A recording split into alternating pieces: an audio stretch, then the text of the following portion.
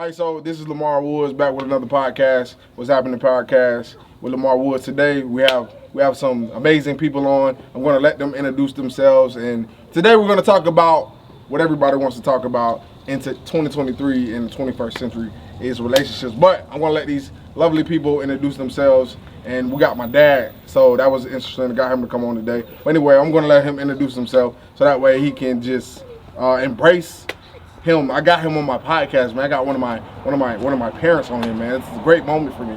Go ahead, sir. Uh, Hello, everyone. I am Tony Woods, of course, as you know, the father of Lamar Woods. I am very ecstatic to be here. Look forward to this great conversation that we're going to engage in. Thank you for having us. I'm Tyrone. I'm happy to be here as well. Just to dive into this conversation, like you said, that most people want to know about, and hope I can help you out with some little information that I have and what done helped me. So relationships are very sacred, as they say. Relationships are very. It's a job. When you in a relationship, when two human beings coming from two different backgrounds, you guys are working towards one common goal, and that's to become one. Some people marriage works, some people marriage don't, boyfriend and girlfriend. But any kind of relationship that you have to be willing to put in work. So, Right. So when you think about, I'm gonna ask y'all some questions. So when you thinking about relationships, or when y'all was entering a relationship, what are certain things that you guys look for inside of a relationship? Because not only we look for physical attraction, but a woman has to meet more than just physical needs. Because at some point, that physical need is gonna go out the door. Like at some point, when women start having babies, body change, things like that. But as older man, what did you guys look for in the relationships? And what was the key thing that you look for? I was talking to somebody today. I was saying, like, you can have a whole list, but if a woman meets 60%, you can get that other 40. Or she meeting like 75, you can help her get to that other 100% that where you want her to get to. But everybody's not gonna have everything that y'all looking for. So how would you break that down? What would you normally look for when you're looking for a woman? Go ahead, you can take the first round now. So I've been married for about 13 years, so I was pretty young when I got married. But as far as what I look for, like you said, you can come with some things and missing some, but certain things got to be there up front. First, you definitely got to look good, pleasing, you know what I'm saying, and then my next is how you carry yourself. So you can look good, but how do you keep yourself? How you carry yourself? Is you loud? Do you want to be seen, then heard? You know what I'm saying? So it just that to me that's a big pet peeve is you loud. You know what I'm saying? Like how is you gaining attention? Is you gaining attention by what you saying, or is you gaining attention by how you look? And then the next step would be as far as what do you have going for yourself? Like as far as do you have a job? Is you relying on a man? Yeah. Well, I mean, from not a perspective, but through my experience, which influenced me, from one stage of being a young man in my teens, I hung around older men. So my thought or my outlook on what a woman should be was not quiet, but someone who can engage you in a conversation. Because my peers in high school, I struggled with. So I wanted someone who was older, who had been in the world to a degree that I hadn't been into, because I was raised in a tight, close-knit environment. And so from that place, I wanted the woman to be confident in who she was, and then her experience can be my influence, meaning that simply that she can come and talk to me, and it wasn't about the local football game or high school situation going on. I wanted to be mature. So from that place, that was my thought process, because I hadn't had the experience yet. So I wanted to be taught something. So women my age during that time in my teenagehood could not teach me. So as I got in my 20s, I kept the same MO. And in that MO, I found out, instead of expecting something from the woman, I had to understand who I was to be able to communicate better to them about not just who I was, but where I was headed. And because a woman, even then and even now, wants to know and understand, does a man not only have a plan, but has he started to implement his plan? And so from there, I grew with my mistakes, and then I continued to stay influenced by understanding that as I got older, then I needed to mature more, and not just the way I thought, but how I applied what I had been through versus where I wanted to go. So that was a very detailed answer, and I think it goes back to like I believe in opposite attract. For me, what I look for is somebody opposite of me, because some things that I don't want nobody, because I'm already loud. I don't need another individual that's louder than me, because I already talk loud. So I don't need somebody to come in and add that loudness to our conversation. Absolutely, But absolutely. I look for what I personally look for is, and I'm still young, but me and my wife have been together for about 13 years, and we've been married for now going on 4 years next April. But the things that I look for is, can a person help me elevate and get me to that next level? Meaning, if they're going to be supportive, or are they going to not complain necessarily, but if I'm not home as much, are they going to complain? Are they going to support what I'm trying to do, and vice versa? Because there's going to be seasons in your relationship where it's going to be good and it's going to be bad. You're going to have one person doing everything, and then you're going to have one person that's on the back burner because you're doing this, and then you're gonna have sometimes where you guys are at the same level. But how can you support one another to get to that finish line together? Meaning that if I'm in school, she's in school, instead of saying, hey, one person should wait, or whatever the case may be, sometimes that happens while the other person in school, and maybe we both in school at the same time, but we have to figure out ways to support each other along the journey. And then when I say that is that you want to look for somebody that's not just like you, but somebody that values you as a person. If a person values you, it makes it more significant. It makes it more sacred in your relationship, because a person don't take you for granted. When a person don't value you, it's like that Great Value brand. It's like buying Frosted Flakes and the Flakes. The Frosted Flakes is gonna taste way better than the Flakes. The Flakes, you may have to add that sugar to it, but if somebody values you like the box that you got to spend a little bit more money for, and you gotta invest a little bit more time in, and put those ingredients in. That's how I look at a relationship. You want to find ingredients that makes a good mix that can come out just like the Frosted Flakes and not like the Flakes. Because if you adding sugar all the time, it's not gonna end well. If you have that brand value that you're looking for, you have somebody that's going to be there right there and support you. And the reason why I say that is because relationships, when you think about the word relation and ship, those two is a compound word, because you can take both of those, but when you it's just like bringing two people together. That's a compound. Boom, it's bringing two people together. So you want to think about the things that you want in life, and also to look at not just only like the individual as a physical attraction, but what are they mind like? That's what I look like. I'll tell somebody you can be fine as outdoors, but if your mind is not there, I can't have conversations with you. And I'm not saying don't have fun or relationships. Yeah, you gotta have fun and all that. That's cool and dandy. But at the end of the day, we have to grow old. We got to get older. And are you going to get wiser? Or I know some people that as they get older, they care less about life. I want somebody that's going to be in the trenches with me when it's bad and good. You know what I'm saying? And that goes back to what I'm about to ask you now. Because everybody here has kids. I have one on the way.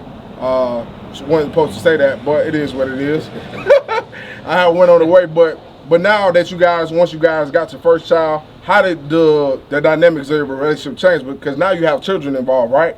And now it's not only you and your spouse no more, it's you, your spouse, and a child in some cases. But I know my dad's situation is a little bit different, and my situation a little bit different, his situation a little bit different.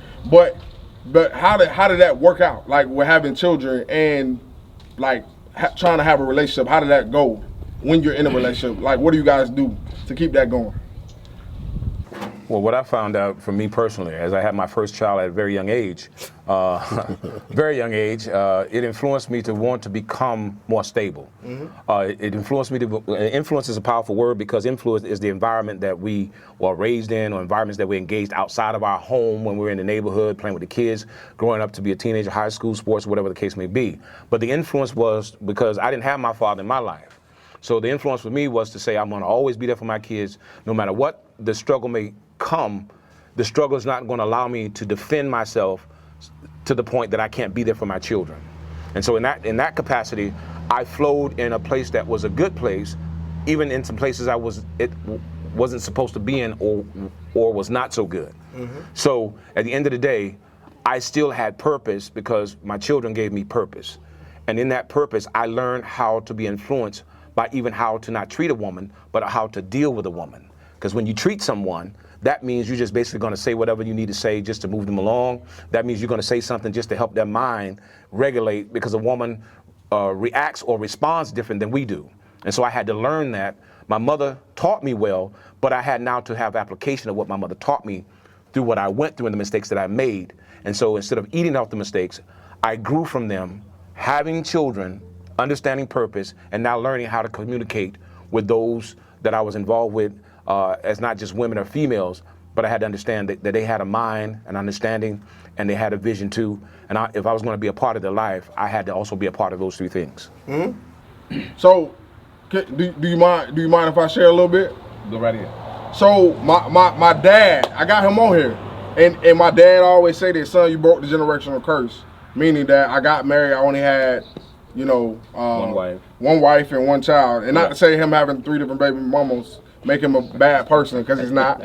But the thing is, I seen my dad, growing up, it was hard because you got a kid over here, a kid over here. Absolutely. And you have now, I turned 12, he had another kid. So now my dad split 3 different ways, and he have to find 3 different times or try to get everybody time in together. And I think that ain't nothing wrong with it, but he made sure that he was there. When he needed to be there, he was there. He picked up the phone when we needed to call. He tell you 20 minutes, that mean an hour, but he eventually got there, you know what I'm saying? But at the end of the day, he made sure that he was there. So the thing is, what I'm trying to tell you, it's nothing wrong if you got, different baby, there's nothing wrong with that, but just make sure that you provide for all child equally. Make sure you spend as much time equally, as much as you can, because time is one thing that you gotta value in your relationship, but you have to also value when you have kids. You have to make sure that you value them as well. And I tell people this all the time.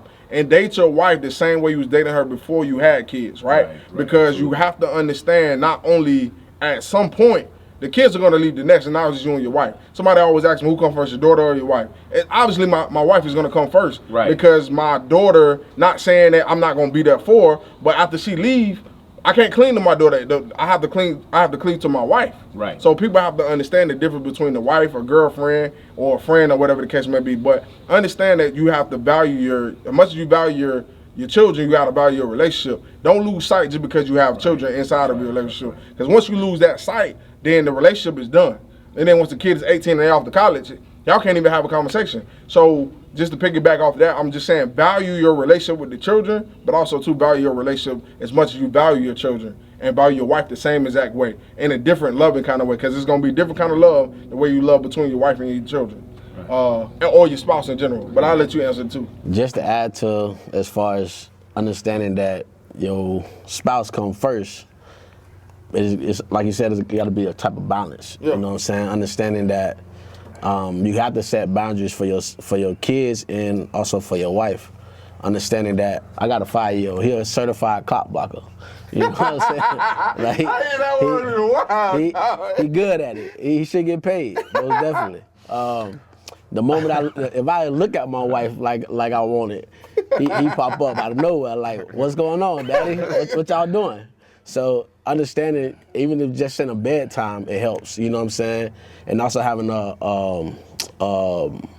support system outside of the home, yes, where that you can ship them off for 2 days or so you can get some alone time with the wife. Quality time, Mike Lowry. But it's one thing to have family time, but you definitely got to have that one-on-one time with your wife. You know what I'm saying?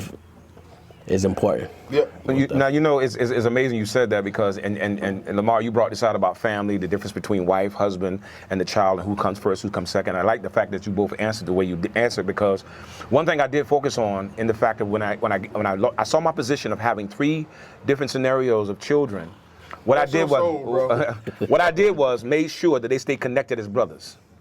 They never heard half brother. They never heard that they were from a different. They knew they were brothers. Any place they would be, they would recognize each other as so. They never sowed into each other words of devalue, because he mentioned the word value. It is very valuable for us to teach our children. If you have a multiple scenario of children, do not allow what you created as a problem with the woman you had the children from, still give her the same value behind her back because she had the value when you were with her and had no issues. Never downplay the other parent. Always keep the perspective of the child has to grow up and see you as a person of balance with priority for them. So my sons never experienced me trying to become their mother because I would always say your mother does that and you need to respect your mother. Whatever the situation may have been. But one thing they knew, that they were brothers, and I gave them the value of understanding that it is important that you as an individual have an understanding that whatever mistakes you make, it's not your mother's fault. It's not my fault. If I couldn't make it to a game, you got an explanation, but I was at practice all week.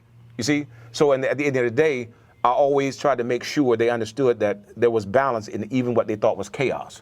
But as family, as brothers, don't teach separatism and then use nepotism to try to explain it. Because what you do is you break the children before they even become adults. So as adults today, they're not perfect in their communication, but as brothers, they communicate well. And when I say my son, he said he broke the generational curse, yes, he did. Meaning that he has one wife, and he has 2 children from one wife.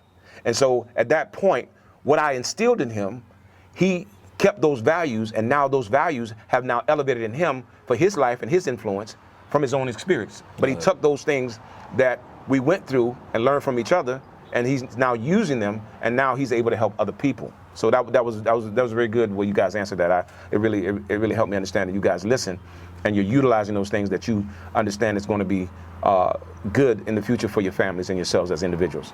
Yeah. So, but they also too, man, and to go back to that word relationship, a lot of people don't think that they can do certain things, like just because you're having kids, you know, and get off the kid topic. But I'm just saying relationship in general. Like me and my wife, we travel a lot. We go different places. It don't have to be like major. You can go somewhere locally. It can be 3 or 4 hours away. We went to St. Augustine for our anniversary, man. And you feel different when you're in a different city. It still make it spark, especially if you've been with a person for a long time. So my advice with that would be, if you're in a relationship and you've been with the same girl or the same woman or the same whoever, your spouse or whatever you may like, as they say, just understand you still have to date that person the same, like I said earlier, but you have to add a different value to that, because people change over time. Right. Every 5 to 10 years, the things that I did when I was 20, I'm not doing that at 25. The things I was doing at 25, I'm not doing them at 29, 30. So you have to make changes when things change. And I'm finna ask you guys a question. I'm about to ask you guys a question. When you see people changing, or what is the difficult part when you see your dynamics of your relationship change? Things that you like about the person that they used to do 5 years ago, they're no longer doing. So when you guys see that, how do you adjust, or what kind of adjustments that you guys make, and how do you approach that conversation with your spouse? Because it's one thing to see it, but how you have that conversation? Right. Because that conversation could be tough. Because things that you was liking 5 years ago, they're not doing that no more. They completely changed. That's done with. That happened 10 years ago. It's over with. But you would like that same person to come back. But over time, the person evolved, even with male and female. Like, everybody evolved. So how do y'all have that conversation when you see something that was a spark, but now it's like it's dull. That spark and then went out. So how do you have that conversation? And I know that's a tough one. For me, I mean, and my wife, we understand that change do happen. Yeah. You know what I'm saying? And understanding that, and when it do happen, it really helps with a conversation. Yeah. You know what I'm saying? The conversation go a long way. Communicating maybe why you changed. Is it a possibility? Can you go back to where it was? Just understanding on the same level as basically what changed, why it changed, and if it's possible to go back, if it's worth going back to. Correct. You know what I'm saying? But just conversation, really. You know what I'm saying, about that particular thing that may have changed or that's no longer there, and also staying creative so that when change does happen, it's for the better. You know what I'm saying? Being creative, bringing up new ways to create that spark. Yeah. You know what I'm saying? You know what, y'all make it easy for me because y'all got a lot of wisdom here, and so I don't have to be so profound and so intellectual. So I like that. Here's the point I want to make about the fact of what I personally have been through, and I'm gonna use a word, and we've all been doing it: communication. Communication is the foundation of any type of relationship. Without communication, words does not solidify that you're communicating. The actions of speaking does not mean that there's actions taking place to change the narrative of what once was is now different. Because as you said, things change and you both grow and you both evolve, right? And in that place of evolution, communication is still the foundation for any relationship. Now, how you communicate what you're trying to say to the individual is not based on how good you're good at using words. It's based on how good at you are with your actions, right? So how I relate to that place of communication when things change or have changed with I and my wife in the 15 years we've been together, I will come to my wife and I will say, sweetheart, honey, and it's the same way if I'm trying to relate something that I disagree with. Because I'm disagreeing with what I see that has changed, but then also before I come to her, the first thing I do is evaluate my change. See, when I evaluate my change, then I don't have to treat her like I'm gambling and shooting for craps, right? Because I gotta have to examine me first. This is what I've learned from the influence of maturity. And the influence of maturity says to me that my actions have to solidify what I do. Now, mind you, people on the outside in the natural world, it's not that they forget that communication is the key. They forget that what are the actions after you speak the words. Right. So once I examine me and see where I have fallen short, I may not go to her right away. And here's the deal. I'm not gonna get better just to show her so I can have the conversation. I'm gonna get better for me for her. Because then now when I'm better, what I thought I saw may have not been even the reality of what I thought I saw. Because I want something my way, right? It's called catering. I don't own a catering business, but I said for better or for worse. And then the worst didn't go towards her first, it was actually pointed at me. Right. See, when we take vows, the vows are put in position for us to be that individual. And whatever I'm looking for her to be, I have to stay consistent to be. Right. So now communication does no longer deal with just my words and me being able to articulate them to her. It is my vulnerability to break myself down as a man and look at myself as an individual and say, Tony, you can be better for your wife. If you want her to dress up and look good, why don't you look good? Right. Why don't you show her, then watch this, why don't you allow her to go shopping to look good for you, and when she comes back and get dressed, make sure you're dressed to complement what you want to receive on a consistent basis. Become that very thing. Exactly. We put too much detriment on what we want a person to be that we cannot see ourselves. We magnify the mindset of where we came from, what we did after we found out, what we did in the middle of it, and still trying to use the middle and the past to produce a future. We cannot do. That is wrong. So the first person we need to look at is ourselves to communicate to the woman or the woman communicate to the man. We both have changed, but what am I going to do with what I heard? If my wife says and says, oh, you know, I don't have any shoes, I need some new shoes. So what I would do is to put the money there or go purchase what she likes. Yeah. You see? So I've listened, but I've now done actions to certify and seal that place. I'm looking for change. Okay. If those who want to attend church, y'all want a church service to go to, my dad is I call him Pastor Woods. People call him apostle, but I call him Pastor Woods. If you're in Spring Hill, Florida, and you need a church service to attend, it says 2 or 3 are gather or more. That's what it says in the Bible. This is my fault.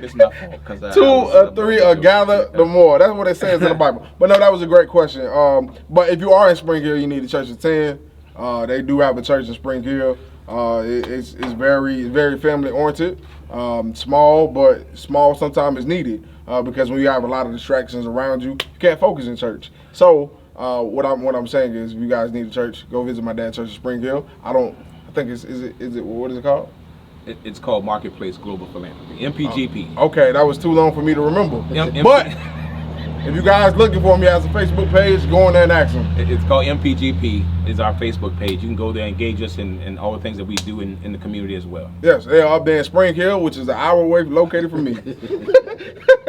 But anyway, we're gonna get back serious. But I think the biggest thing, change is also needed, man. And I'm not saying I'm perfect. I haven't grown in certain areas, and I'm still growing as a person and growing as an individual, even my relationship, because I didn't have a 2-parent household to where I seen what a marriage was. My dad was married. Yes, he is. I seen that, but it's different when you see it every single day. Yes. And you can see the effect that it has on your children. You can see the effect that it has on your household. So relationships in general, even if you're dating and you guys are, I'm not going to say this in front of him, but if you guys are staying together, even as boyfriend and girlfriend, you see the difference dynamics. You don't have a break from each other. You have to figure out what works and what not works, right? Just like when you move in with somebody, you're trying to figure out, this guy only cleaned up when I came over here, but when I start staying with him, you don't see the house as clean as it was before. Vice versa. So you have to figure out what works for you and that spouse. Maybe you guys come up with a cleaning routine. Hey, you clean Mondays. I got the bathroom and our room and the kitchen, and that person take the living room and the other bedrooms. It's about coming up with a plan. And I think when change happens, or when people are still trying to figure out this individual, it's a good thing and a bad thing. I would say it's good because it feels fresh because the person's changing, right? You want newness to your relationship. You don't want that same dynamic that's been going on for 20 years. Mm-hmm. You want to see change you want to see growth in the person. I have seen major changes in my wife. You know what I'm saying? And I'm loving the change that she's doing. And then the second thing is a bad thing because it's like relearning a new person almost, right? Because now you have to, not only that, you have kids involved sometimes in a relationship. Even if you're dating right now, you probably got kids. As you get older, it's going to find less people that does not have any kids. Now, if you're looking for somebody that do treat you right, women, I'm telling you, get with the dude. If you got one kid, that one kid is not going to break your heart. Two, it may break your heart a little bit. But if you got 3 or 4, hey, I'm gonna say leave him alone. But anyway, if he's treating you right, and that means he's treating his kids right. So if you can see yourself with being with that person, or even from a male perspective, when things happen, you have to understand that change is gonna happen. It's not gonna be always a honeymoon thing. That's right. And it's not gonna be a honeymoon phase all the time. So when change occurs, you have to be willing to either accept the change or accept the flaw that a person has. And not saying it may take that person 20 years. The same thing you've been asking them to do, it may take them 20 years. But if you see progress in what they're doing, give them compliments. Hey, man, I do see that change that you made. Or I do see you, getting better. And I do see you making sure that, everything is, getting better from last time I talked to you. Those little things compliment a man and he may go through the, roof hearing that. Because when a woman acknowledges change what a man is actually changing, that makes a difference in a man and makes him feel better about himself because he seeks change. You've been asking him to do the same thing, but do you see the progress that he's making? He or she. Yeah, he or she. Either one. So it's like you want to say, hey, if you do see change, speak up. Say it. Say, hey, I like that change you're doing, what I'm asking you to do, because not saying that you're talking to them like a child, but you giving them a pat on the back, and sometimes seeing it and seeing it is one different thing. But when you tell somebody you see the change, that encourages a person to keep changing. Right. Because you shed light in that dark place that they was in. And when that lightness come a little bit, then they can poke their head out and they can see, hey, I'm making progress. It's not gonna happen overnight, but change is gonna occur. So that goes into my next question. And then we're gonna kind of wrap this up. I think before I mentioned in the interview, before the podcast, I was gonna mention some words. And the thing that I want y'all to mention is think about a relationship and what does that mean to you in your relationship right now, or just a broad topic. So some of the comments, some of the words that I have is value. We kind of talked about that already, but when it comes to your mind, what does value mean to you? Does it mean value to you as a person? But I'm saying not to you as a person, but in your relationship, what does value mean? How do you value, and I kind of talked about this when we first started, but what does value mean to you in your relationship? Because value has to be there somewhere in your relationship. You have to value the person that you're with. So what does that mean to you? Me? So value to me is somebody that I care about. You know what I'm saying? Somebody that I take me out of the equation and I focus on that person. So I feel like if in a relationship, if I value her opinions and the things that she like, you know what I'm saying, it'll all work out, because vice versa, she gonna do the same for me. Correct. You know what I'm saying? So understanding that how she feels matters. I value her opinion. You know what I'm saying? Having that same, you know what I'm saying, that same respect as for her opinions or whatever it is she's trying to bring out. Correct. Or trying to change or trying to do. I value it. So valuing her opinion, most definitely. For me, when you say the word value, that means knowing your worth and then also understanding the worth of the other person that you're with in any type of relationship. Whether you're in the beginning stage of dating, when you date a person, don't date the ideal of what you want. Get to know them. Don't date them, get to know them. Show them the value of letting them know that wherever they came from is not the new place they're standing in with you. And if you're gonna ask a question, And I think you said, both of you said this earlier. Don't be prepared. Be what you are telling them that you're requiring to have in a relationship. Be the requirement of what you're asking to be required for you to be in a relationship. So value means that someone else is important just as much as you are. But also know your worth in that place that you get someone that may not be a person. He said earlier, if they're loud, but don't take their loudness as devaluing you. You have to let them know, hey, I'm a person, I love to laugh into it. I may not be as boisterous as you or loud as you, but I do appreciate the factor of how you like to have fun. Give them the quality back. Don't allow yourself to try to always be the quality before them. Have priority to acknowledge someone else's value as well as your own by being the value that you're asking for. All right, that makes sense. So when I think of the word value, my value is different than anybody else's. I'm not going to say value person, but my value means listening. I value what a person is saying. That's good. Because when you listen, it makes things much easier and to understand a person. Then that brings value into your relationship. Right. So that's what my value means. So if you value someone, value to what they're saying. Open up your ears and actually listen. Listen and comprehend. Because if you're listening, you can listen, but if you're not comprehending, then that makes it much even harder for that relationship to work, you know. So at the end of the day, make sure you comprehend what that person's saying, and not only that, but comprehend it. And then when you comprehend what they're saying, then you valuing them as a person, because once you comprehend and you listen, those two things come together, and then it makes the relationship much easier. And then I got one more word, and the word that I have is more of a question. When you guys are going through the ups and downs in your marriage or relationship, even with friends or whatever the case may be, how do you guys how do you guys deal with that situation? When you got turmoil in your relationship, you got turmoil in your life, you got turmoil everywhere around you right now, right? Because we all have our seasons where we go through up, good, down. And I'm not just saying it's a relationship, but I'm just saying how you deal with that. On multiple places. On multiple platforms. How do you deal with that as far as your relationship is chaos right now? You got the kids over here tripping. You got your job tripping. The money ain't coming in like you think it was supposed to be coming in. So how do y'all deal with all of that as being a man? And I think most men are not really heard sometimes. We supposed to we're providers and protectors, and I feel like it's a shield that we're supposed to wear all the time. But we get down too, right? I mean, I know I get down. I speak for myself. I get down. So how do you guys deal with all of that? And I'm explaining my answer last because I think it's gonna make sense once they explain theirs. Go ahead. I mean, for me, I found prayer to work, you know what I'm saying? Understanding that in a relationship, it's not just me and my wife, but it's also God. Correct. So with that being said, if you twist something together, you can easily pull it apart, but when you plait something together, it's a little harder. I like that. So understanding that, that's good. we understand that it's not my way of how things should be, it's not my wife's way how things should be, but it's what the Bible said that it should be. And understanding that, we can't bump heads with the Bible, because it's there, you know what I'm saying? So it's not my opinion, it's not her opinion. So when we do get in disagreements, understanding and also understanding that we not fighting against each other, but it's against whatever it is that we dealing with. Correct. So at the end of the day, understanding that she always want the best for me and I want the best for her. So when something do come about, we trying to figure out together how to get around it, whether it's with us, our families, even the kid, you know what I'm saying? Understanding who the real enemy is. Right. That's good. I mean, man, oh my God.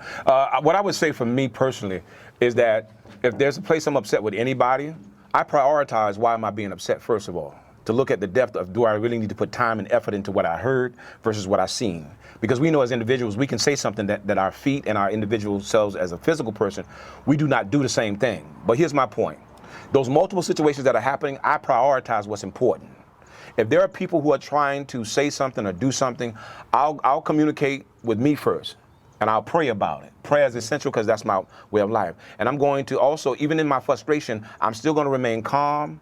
And the person that I'm talking to as my wife, I may be a little bit more fervent, not talking to them in a downward manner, but talking about the subject matter. I'm like, listen, I'm tired of this. I don't want to deal with that, but I do understand. I still have to remain a person who God can be pleased with. So that's my balance. I don't know about anybody else. God is my balance, right? So then in the multiple situations, I prioritize what's important for my household and for the people that I have to engage in a daily routine. So I take those things and I go, okay, you know what? This is more important right now. I'll say to this person, hey, you know what? We'll get to that. We'll take care of that. But I prioritize the different functions that come up or situations so that I don't get out of control within myself and also say something detrimental to the person or people I have to engage on a daily basis. But again, prayer. Also, I truly believe in God is watching me. And so at that point, any mistake that I make, I can say, you know what, I'm sorry for that. This is what took place. I truly am sorry. And then my actions will be what you listen to or see more than you hear me speak. Gotcha. So, I'm a believer also, so I would say pray. But what I typically do is with my wife, I tell her, I ask, hey, give me a day or two, not doing nothing. Because the reason why I'm saying that is I have to get my thoughts together. I have to get my process, the way I move, Right. and the way I do things. Not to say I'm not going to talk to you, but like just give me a day or two, and she respect the space. And I think when we in relationships, a lot of people don't respect space inside of a relationship, right? Right. And I had to understand, like, when my wife don't want to talk, like she don't want to talk, so I have to learn how to respect that, because now I have to give her space on her time or whatever when she's going through whatever she's going through. And when she's ready to talk, she'll come to me and come talk to me. So as I got older, I just asked for, like, give me like a day or two. If you can take Leo to daycare, I help her get ready still, but like, Right. just give me a day or two. And my wife says okay, and that's all I really need. So and I'm not saying I'm shutting her out, shutting her down, but sometimes as man, and when we're in relationships or when we're dealing with a lot of things, you have to take time to really decompress and really put your thought process together. Because if you always moving and you're still trying to figure out how to get to point A to point B, and you haven't even figured out A yet, how you gonna get to B? So at the end of the day, what I'm trying to say is that take time to yourself, meaning that, and I say this almost every podcast, I learned how to, sometimes you just gotta slow down and just cut everything. If it means that you not moving for a whole day, make that day happen. I don't know what it looks like. Even if you got kids involved, your kids have to learn how to respect you as a parent. And just like how you give your kids space, kids got to learn the same thing, vice versa. Mom and dad, hey, they need a break right now. It's okay to do that. It's okay to walk away. It's okay to do all these things. I pray, but at the end of the day, I just ask that whatever I'm going through, when I have a lot going on, I'm overwhelmed because I'm in school right now. I'm working full time. I have a part-time job, which is my business. I have a kid to worry about. I have a lot of these obligations that people, sometimes they call me to ask for advice and all these other things and stuff like that. But at the end of the day, I just know for me, Sound like a pastor. what I do, definitely not. But what I do is that definitely what I do is that I just decompress. I take one day to myself. I don't know what that day may be. I don't know what it may look like, but I just may ask my wife, hey, I just need one or 2 days. And my cousin said this in one of our podcasts. He said, you have one day to mope, give yourself 24 hours, and, just know the next day is not going to be the same. So I try to give myself a whole 24 to 48 hours. I'm going to say that way, and then like that. And then also, if you're looking for a spouse, I would say this. The list that you have, I heard this the other day, it says become that list that you want to date. And once you become that list that you want to date, you may attract what you're looking for. Because right now, you may not be that list that you're looking for. So that was a profound quote. And I think to wrap this, podcast up and things like that, I want to get more women involved to get their perspective. I was trying to get a woman out here to come talk and be on the podcast, but it did not happen the way I wanted to. But I'm going to get one, and then we're going to get female perspective. Because at the end of the day, it's about growth, and not only man in a relationship, but women. I want to hear their side too, because when you have two sides coexisting and you hear both opinions, it makes it more understanding, because now you can see from a woman perspective versus what a man looks for when he dates, or versus what a woman needs versus different from a man needs. So everybody has different needs and what they want, but it's good to hear women side of things. And I think the next podcast is going to be women advice relationship. I don't know when it's going to be, but we're going to have it on here because time is of the essence. I can't even talk. But it was great definitely having you guys on here, sharing that advice. But I would say to anybody that's out there dating or thinking about dating, be precious with your time, because time is value. If you don't value your time, then you're wasting it. So if you don't see yourself dating a person or being with them for a long period of time, move on to the next. Once they do one thing or two, a couple things that you don't like, and you find yourself getting frustrated, if you can see yourself being with that person, try to work through it. But if you don't, if you're dating, move on. It ain't nothing wrong with that. It ain't nothing wrong with that. And not to say it's a bad thing, but I want you guys to understand. You don't want to be with somebody or be in a situation or trying when you're dating. You don't want to be with somebody that you don't see yourself being with long term. Because what it does is as you get older, you're only getting older. You're not getting younger. If we can track back time, then that's different. But as you get older, you want to value your time much more because life is precious on this earth, and you have to understand that you only have an opportunity to gauge in so much. Meaning by that is if you have a list, let that list be that. But understand if a man or women / male, whichever one, if they're meeting 60% of your list or 75, give that person a chance. They're not gonna meet the whole 100. You know what I'm saying? But in the midst of that, while that person's trying to, grow and become a better person, grow with that person and growth. And when two people are growing together, man, the relationship is much more value and it brings much joy. But thank you guys for watching my podcast. Thank you guys for actually coming on, spending this time in this little hot sun with me. Don't have a spot yet, but we're gonna get one day. But we're just in the beginning stages. But D's behind the camera. He always behind the camera. So if you guys need somebody, shot by GB, is it BG _ shot by _ BG. He do great work, and if I support him, y'all should support him. Hey, but we out. Thank you guys. Peace.